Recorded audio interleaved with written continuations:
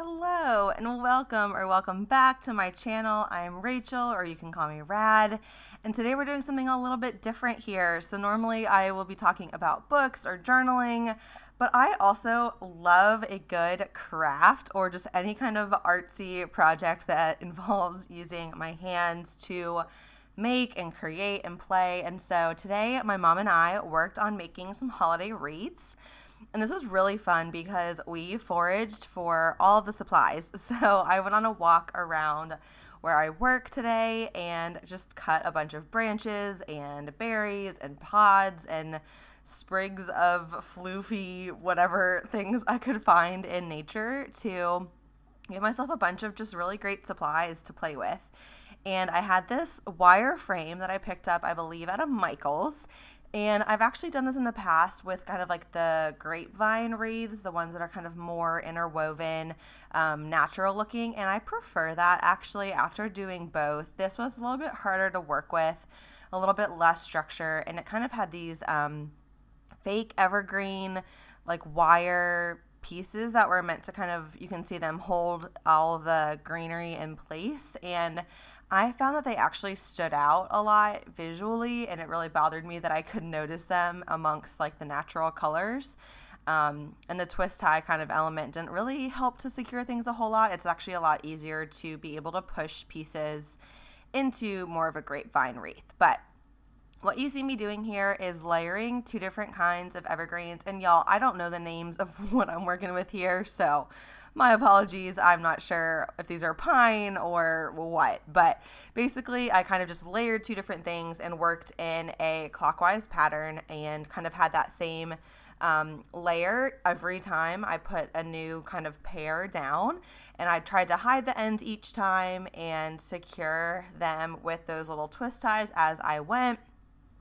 It didn't really work super well every time. Some bunches were bigger, some were smaller, some were thicker, etc. So a lot of this is really kind of just playing it by your eye. I was going to say play it by ear, but that doesn't make sense. So it's really just doing it as you see fit. It might also help to have like a floral wire on hand or even extra twist ties or just something else to kind of help you secure pieces along the way.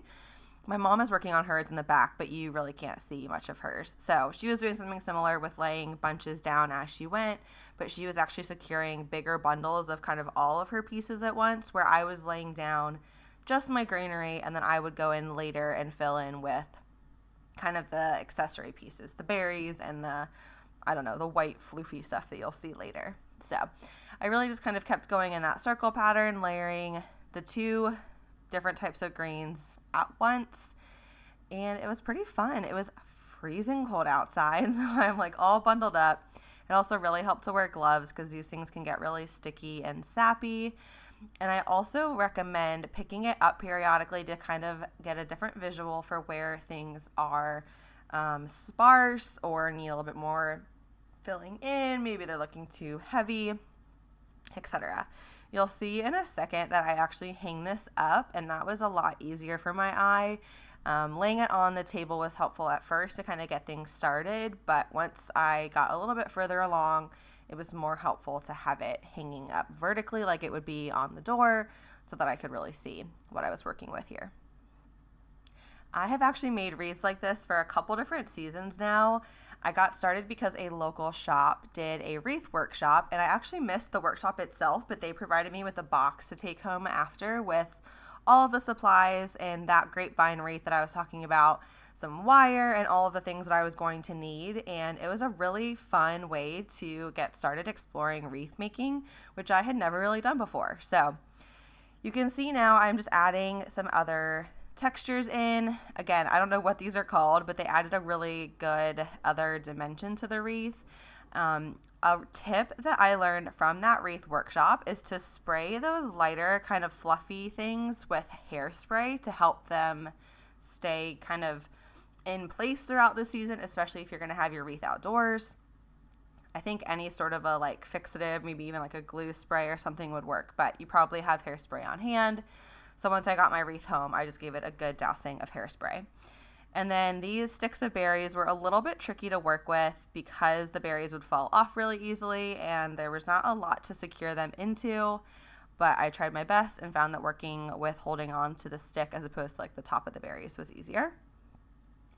I wanted the berries to kind of be the bottom half of my wreath and kind of have a visual difference between the top half and the bottom half. So that's a little bit what I'm working on here, is adding that pop of color. Here we go.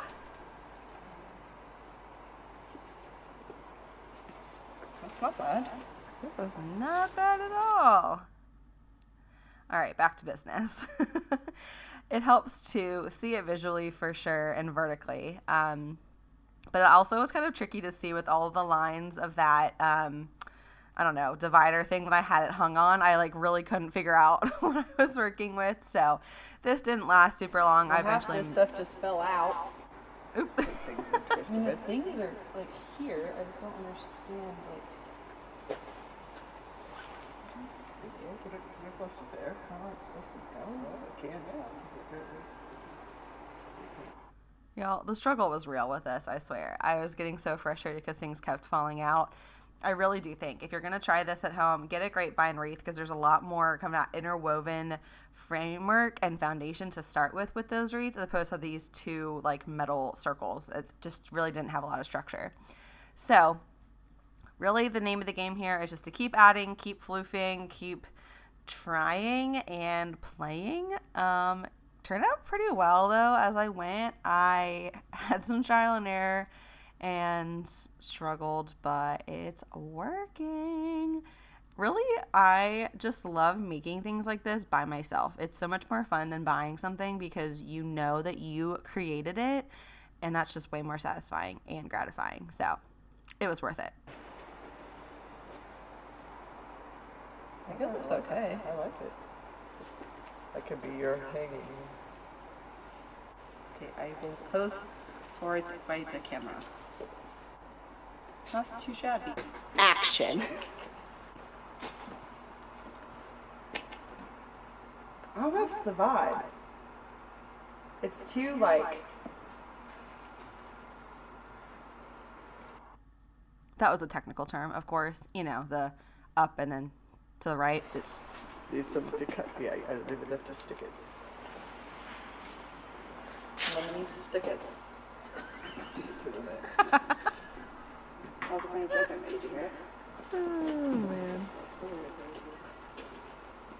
Said lemony stick it. You know, just a nice series of unfortunate events over here.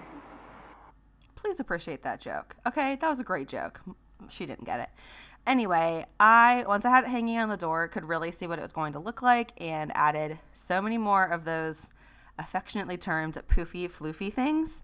I had two different kind of colors and tones of them going on, and this is when I really started to feel like, okay, we're getting somewhere.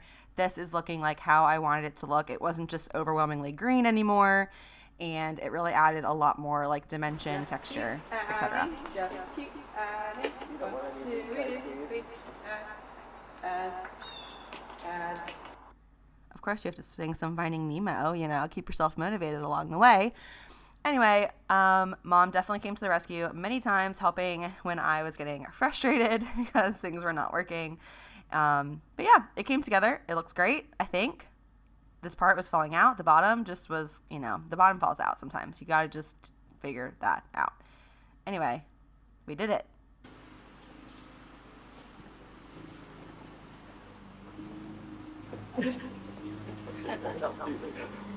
I like it.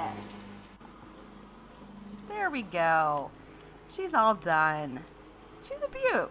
I'm pretty proud of this. All for the grand total of a couple bucks for the frame and clippings found in nature. And maybe like 30 minutes with my mom. So, yay, the end.